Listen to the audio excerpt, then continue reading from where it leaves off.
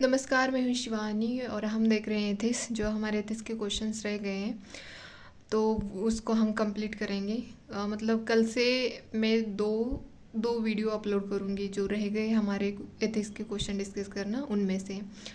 तो होप कि आप लोगों की पढ़ाई अच्छी चल रही होगी। आपने अपना टाइम टेबल बनाया होगा कि कैसे प्रीलिम्स को और मेंस को भी पढ़ना है। और लास्ट के 2 मंथ्स ओनली हमें प्रीलिम्स के लिए अच्छे से रिवीजन और टेस्ट को भी, जो भी हमने टेस्ट सॉल्व कर रहे हैं ना अभी, उसको कैसे रिवाइज करना है उसका भी अपने टाइम टेबल बना लिया होगा। तो अब मैं भी मतलब प्रीलिम्स के लिए और मेंस के लिए कैसे हमें पढ़ना चाहिए उसके ऊपर एक वीडियो बना दूंगी ताकि आपके लिए भी आसान रहेगा। 1-2 दिन में उसको अपलोड कर दूंगी मैं। ठीक है, तो चलो देखते हैं। और अभी और एक लास्ट बात है कि प्लीज़ आपका आपसे जो टाइम हमारा स्टार्ट होता है ना प्रीलिम्स के लिए या मेंस के लिए, दोनों के लिए बहुत क्रूशियल है। अगर आप अभी डाइवर्ट होंगे या अभी से आप मतलब सिंसियर नहीं रहेंगे या नहीं होंगे तो बहुत मुश्किल हो जाएगा क्लियर करना। क्योंकि अभी ये लास्ट के 5 मंथ्स बहुत ही क्रूशियल है, बहुत ही ज़्यादा। ताकि हमें पढ़ना भी है, रिवाइज भी करना है, प्रैक्टिस भी करना है इसी मंथ में। जो कि लास्ट के मतलब जो जिस दिन एक्चुअल पेपर होता है उसके उसी दिन हमें वो 2 आवर्स होते हैं ना, उसमें ही हमें वो रिटेन करना होता है वहाँ पे जो भी पढ़ा होता है। तो होप कि आप लोग अच्छे से प्रिपेयर कर रहे हो और प्लीज़ सीरियस होके पढ़ना। ठीक है, चलो देखते हैं क्वेश्चन क्या है। Code of conduct is just the starting point of ensuring good conduct. It is a code of ethics which can ensure highest standards of ethical conduct in performance of duties. Comment करना है, हमें बताना है कि code of conduct और code of ethics का जो performance होता है तो उसके बारे में हमें बताना है 150 वर्ड्स में। तो कमेंट करने के लिए बोला है तो मैंने यहाँ पे जस्ट कोड ऑफ कंडक्ट की डेफिनेशन से स्टार्ट किया है। तो code of conduct is a set of guidelines specified dos and don'ts for an employee in a formal organisation और अ कंपनी। मतलब ये कोड ऑफ कंडक्ट यही होता है कि कुछ गाइडलाइंस होती हैं जो कि हमें क्या करना चाहिए as a employee in a formal organisation बोलो या किसी कंपनी में ले लो, वहाँ पे हमें क्या करना चाहिए और क्या नहीं करना चाहिए वो रिटर्न होता है। तो उसको हम क्या कहते हैं, कोड ऑफ कंडक्ट कहते हैं।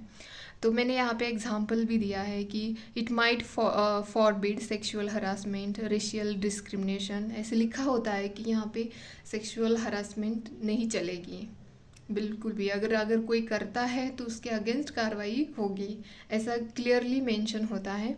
या रेशियल डिस्क्रिमिनेशन भी नहीं करना है।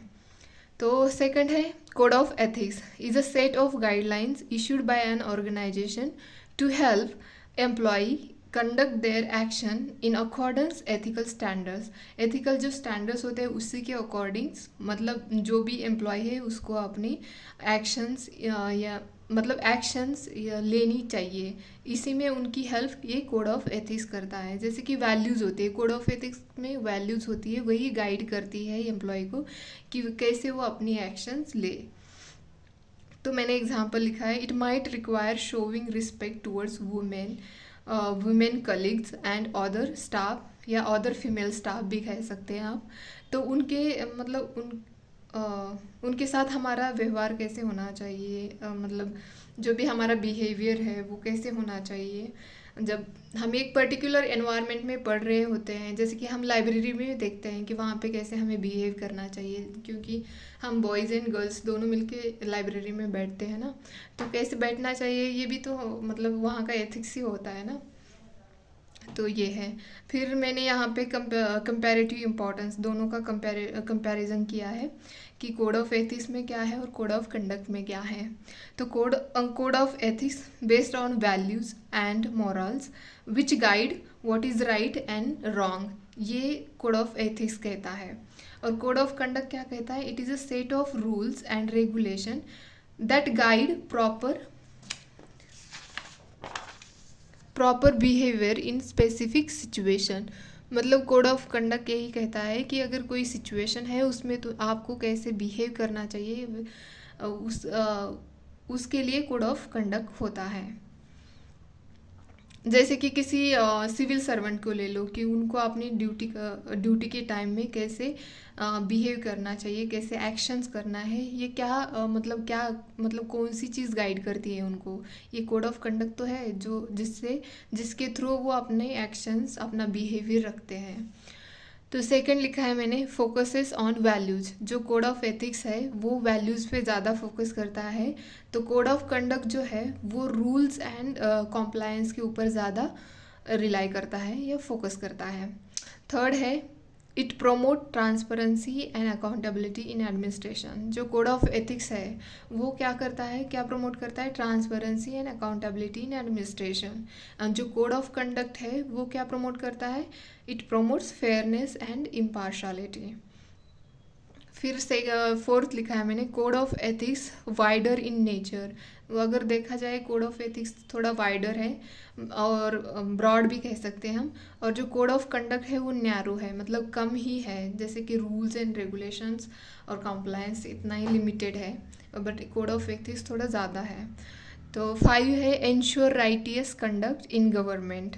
मतलब जो कोड ऑफ एथिक्स है वो एंश्योर करता है कि जो भी गवर्नमेंट में हो रहा है वो सही तरीके से हो, मतलब राइट ही हो, ये एंश्योर करता है।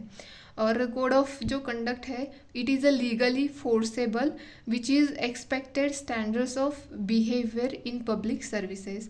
मतलब ये लीगली है और एक्सपेक्ट करता है कि जो भी पब्लिक सर्वेंट है वो एक अच्छे से बिहेव करे, तो ये एक्सपेक्ट करता है कोड ऑफ कंडक्ट। तो लास्ट में मैंने कंक्लूड किया है, code of ethics and code of conduct can play important role in promoting ethical governance framework and help the institutions in regulating the day to day business efficiently. तो ये मैंने यहाँ पे लास्ट में कंक्लूड कर दिया है। तो यही हमारा क्वेश्चन डिस्कशन था। अगर आपको लगता है कि इसमें और पॉइंट ऐड करने चाहिए, एग्जाम्पल ऐड करने चाहिए, तो आप मुझे कमेंट बॉक्स में बता दीजिए। तो ये था हमारा आज का क्वेश्चन डिस्कशन। अगर आपको पसंद था तो प्लीज़ लाइक शेयर सब्सक्राइब करें और टेलीग्राम चैनल ज़रूर फॉलो करिए। धन्यवाद।